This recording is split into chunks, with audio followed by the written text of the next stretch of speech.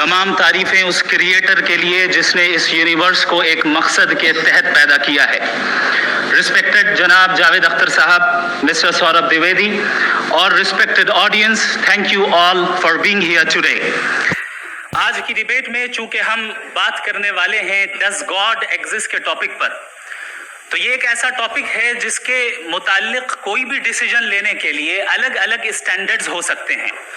लिहाजा डिबेट के शुरू में ये ज़रूरी है कि हम ये जान लें कि आज के इस टॉपिक में कौन सा स्टैंडर्ड सही होगा और कौन सा गलत होगा। सबसे पहला स्टैंडर्ड जिसे मैं समझता हूं कि हमारे रिस्पेक्टेड जनाब जावेद अख्तर साहब बड़ी तेजी के साथ उसकी तरफ लपकेंगे, वो है साइंस। जबकि साइंस दर हकीकत खुदा के एग्जिस्टेंस को डायरेक्टली साबित करने या उसके एग्जिस्टेंस को डिनाई करने के लिए स्टैंडर्ड नहीं बन सकती। और उसकी वजह क्या है, ये मैं नहीं कह रहा, ये वो लोग कह रहे हैं जो साइंस के एक्सपर्ट्स हैं। नेशनल एकेडमी ऑफ साइंस कहती है science doesn't have the processes to prove और disprove the existence of God. Why? क्योंकि साइंस का ताल्लुक एम्पेरिकल एविडेंस से है और एम्पेरिकल एविडेंसेस का ताल्लुक हमारे नेचुरल और फिजिकल वर्ल्ड से है, जबकि गॉड नॉन फिजिकल और सुपर नेचुरल रियलिटी है। लिहाजा नॉन फिजिकल रियलिटी को आप उस टूल के साथ नहीं चेक कर सकते जिसका काम फिजिकल रियलिटी को तलाश करना है। लिहाजा आज इस डिबेट में गॉड की एग्जिस्टेंस को साबित करने या उसे डिनाई करने में साइंटिफिक एविडेंस को एक्सेप्ट नहीं किया जाएगा।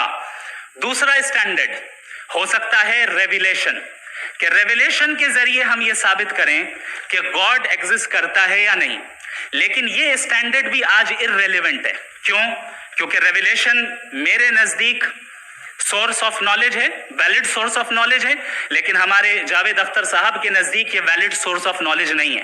लिहाजा आज की डिबेट में मैं एक भी एविडेंस किसी भी मजहबी स्क्रिप्चर से नहीं दूंगा ताकि जावेद अख्तर साहब के लिए वो अनएक्सेप्टेबल ना हो। तीसरा जो मेयार हो सकता है वो है ऑब्जर्वेशन, कि भाई कोई कहे कि हमें खुदा दिखाओ, अगर है तो दिखाओ, या ये कि खुदा के एग्जिस्टेंस पर एम्पेरिकल एविडेंस दो, तो ये है दर हकीकत गलत टूल का इस्तेमाल करना। ये ऐसा ही है कि जावेद साहब मुझसे ये मुतालबा करें कि मुफ्ती साहब आप मेटल डिटेक्टर के जरिए प्लास्टिक डिटेक्ट करके दिखाएं। अब चूंकि प्लास्टिक डिटेक्ट नहीं हो पा रही है लिहाजा plastic does not exist. No, you are using the wrong tool.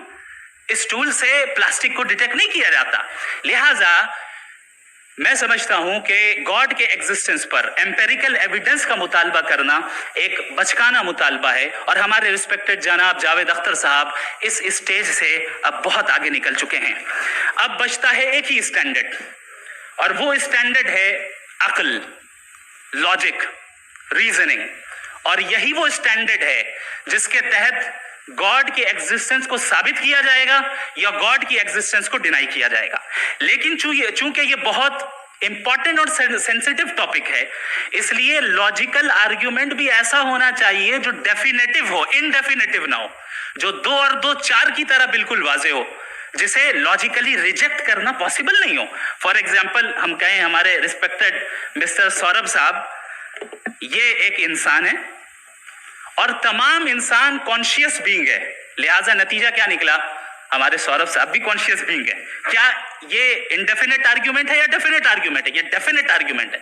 ये 2 और 2 की तरह वाजे है, इसमें किसी तरह जो है लॉजिकली इसको रिजेक्ट नहीं किया जा सकता। तो अगर आज हमारे जावेद अख्तर साहब ऐसी कोई अकली दलील और लॉजिकल एविडेंस दें खुदा के न होने पर जो डेफिनेट भी हो, तो मैं ये ऐलान करता हूं कि यकीनन मैं उस एविडेंस को कबूल करूंगा और उस पर गौर करूंगा। लेकिन साथ में ये भी ऐलान कर देता हूं प्रेडिक्शन के तौर पर कि ऐसा कोई डेफिनेट आर्ग्यूमेंट कोई नहीं पेश कर सकता। दलील हम देंगे और डेफिनेटिव दलील देंगे, लॉजिकल दलील देंगे, ऐसी दलील देंगे जो एंटायर एथिस्टिक वर्ल्ड उसे रेफ्यूट नहीं कर सकती। चलें अब हम एक एग्जाम्पल सोचते हैं, एक सिनेरियो, सिंपल सिनेरियो, तमाम ऑडियंस से गुजारिश है, हम और आप एक आइसोलेटेड आइलैंड पर हैं, ऐसा आइलैंड जहां पे हमसे पहले कोई कभी नहीं गया। चलते चलते आपके सामने अचानक आपने देखा एक पिंक कलर की बॉल पड़ी हुई है सबसे पहला सवाल आपके जहन में क्या आएगा कि ये बॉल यहां क्यों आई, कैसे आई, ये पिंक कलर की ही क्यों है, कोई और कलर भी हो सकता था, ये इसी शेप में क्यों है, कोई और शेप भी हो सकता था। नेचुरली आप इस तरफ पहुंचेंगे कि कोई ना कोई है जिसने इन स्पेसिफिक प्रॉपर्टीज के साथ इस बॉल को बनाया है और यहां पे रखा है। चूंकि आप जानते हैं कि ये जो बॉल है इसका एग्जिस्ट करना जरूरी नहीं है, ये एग्जिस्ट कर भी सकती थी, नहीं भी कर सकती थी, और एग्जिस्ट करना ही था तो किसी और फॉर्म में करती, किसी और कलर में करती।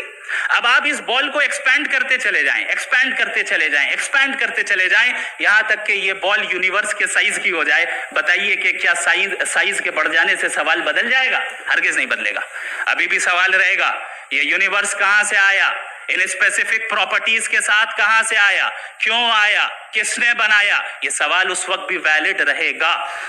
लेकिन ये सवाल अगर हम जनाब जावेद अख्तर साहब से करें तो चूंकि इनका वर्ल्ड व्यू एथिस्टिक है, और सिर्फ इनका नहीं, मतलब जितने भी एथिस्ट हैं और एथिस्टिक वर्ल्ड व्यू को रखने वाले से अगर आप ये सवाल करें कि ये यूनिवर्स कहां से आया, तो इनका जवाब या तो आर्ग्यूमेंट फ्रॉम इग्नोरेंस होगा या डॉगमेटिक होगा। या तो ये कहेंगे कि मुझे नहीं पता कि ये कहां से आया, लिहाजा गॉड डज नॉट एग्जिस्ट, ये आर्ग्यूमेंट फ्रॉम इग्नोरेंस है। या ये कहेंगे कि ये यूनिवर्स खुद ब खुद बन गया, इसका मतलब ये है कि उस बॉल को भी खुद ब खुद बन जाना चाहिए, लेकिन बॉल के ताल्लुक से ये एक्सप्लेनेशन एक्सेप्ट नहीं की जाएगी कि खुद ब खुद बन गई, लेकिन यूनिवर्स के ताल्लुक से कर दिया जाएगा। इसे हम दूसरे अल्फाज में डॉगमा भी कह सकते हैं। दूसरी चीज, हमारे जावेद अख्तर साहब जरूर गॉड ऑफ गैप्स की मिसाल भी जरूर देंगे, और मिसाल देंगे कि पहले जमाने में बिजलियां कड़कती थी तो लोगों ने किसी एक खुदा की तरफ, और बारिश होती थी तो दूसरे खुदा की तरफ मंसूब कर दिया, उनके पास दलील नहीं थी। ये हमारा वर्ल्ड व्यू है ही नहीं, ये हमारा वर्ल्ड व्यू है ही नहीं, क्योंकि नेचुरल फेनोमेना के प्रोसेस की इंटरप्रिटेशन को जान लेने से ये कहां से साबित हो गया कि गॉड एग्जिस्ट नहीं करता है। इस पर मैं इंशाअल्लाह अभी आगे बात करूंगा। आप हजरात ये भी देखेंगे, और मैं ये एक्सपेक्ट करता हूं कि हमारे रिस्पेक्टेड जनाब जावेद अख्तर साहब जरूर इमोशनल आर्ग्यूमेंट्स भी देंगे, जो कि एक लॉजिकल फैलेसी है जब बात आती है ट्रुथ को डिसाइड करने में। क्यों? मिसाल के तौर पर वो कहेंगे कि अगर गॉड है तो इविल क्यों एग्जिस्ट करता है, जबकि मैं कहता हूं इविल का एग्जिस्ट करना गॉड के एग्जिस्ट करने की दलील है, उसके खिलाफ नहीं है। चूंकि अगर गॉड है तो हम सब उसके सामने अकाउंटेबल हैं, और अगर हम अकाउंटेबल हैं तो अकाउंटेबिलिटी के लिए इविल का मौजूद होना जरूरी है, उसके बगैर हम अकाउंटेबल नहीं हो सकते। और अगर हम अकाउंटेबल नहीं हैं तो हम जनाब जावेद अख्तर साहब से पूछेंगे कि आप बताएं कि फिर सफरिंग इस दुनिया में क्यों है? अगर खुदा नहीं है तो सफरिंग क्यों है? और उन लोगों के जज्बे का क्या जिनके अंदर सफरिंग के बाद इंतकाम लेने का जज्बा पाया जाता है और वो इस दुनिया से ऐसे ही चले गए, क्या उनकी सारी तकलीफें बेकार चली जाएंगी? अब आ जाएं उसी एग्जाम्पल की तरफ कि बॉल, मुझसे अगर कोई पूछे इस बॉल को किसने बनाया, और या इस एक्सपेंडेड बॉल को किसने बनाया, मैं कहूंगा कि चूंकि ये यूनिवर्स और इस यूनिवर्स की तमाम चीजें कॉन्टिंजेंट है। कॉन्टिंजेंट होने का मतलब ये होता है कि जो अपने एग्जिस्टेंस पे किसी के ऊपर डिपेंड करती हो, तो जाहिर है ये यूनिवर्स कॉन्टिंजेंट है। और अगर कोई चीज कॉन्टिंजेंट नहीं है तो मैं रिक्वेस्ट करूंगा कि मुझे दिखा दें कि कौन सी चीज यूनिवर्स में कॉन्टिंजेंट नहीं है, हम भी जरा गौर कर लें और हम भी देख लें।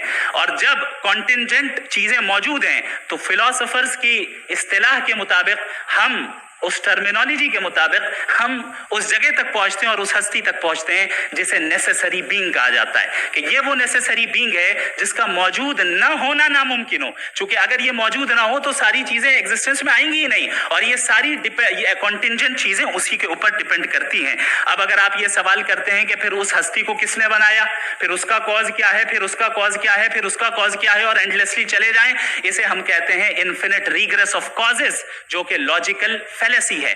कॉन्सेप्चुअली इंफिनिटी पॉसिबल है। मिसाल के तौर पे न्यूमेरिकल्स 1 2 3 गिनते चले जाएं, इन्फिनिट नंबर्स हैं। मैं कॉन्सेप्चुअली बात नहीं कर रहा, प्रैक्टिकली रियलिटी में साबित करके दिखाएं कि infinite regress of causes possible है या नहीं। अगर पॉसिबल है तो हम मान लेंगे, मिसाल दे दें, और पॉसिबल नहीं है तो एक ही ऑप्शन बचता है जिसे हम कहते हैं नेसेसरी बीइंग। ऐसी नेसेसरी बीइंग जो इंडिपेंडेंट है, क्योंकि अगर वो डिपेंडेंट हुई तो वो नेसेसरी नहीं रहेगी। ऐसी इंडिपेंडेंट बीइंग जो इटर्नल है, अगर वो इटर्नल नहीं होगी, उसकी बिगिनिंग होगी तो वो खुद कॉन्टिंजेंट है। ऐसी बीइंग जो पावरफुल है, क्योंकि कॉन्टिंजेंट को एक्चुअलाइज करने के लिए पावर चाहिए। ऐसी बीइंग जो इंटेलिजेंट है और नॉलेजेबल है, क्योंकि ये यूनिवर्स स्पेसिफिक फॉर्म और स्पेसिफिक लॉज ऑफ नेचर के तहत प्रिसाइजली चल रहा है। Thank you. Thank you, Mufti Sahab.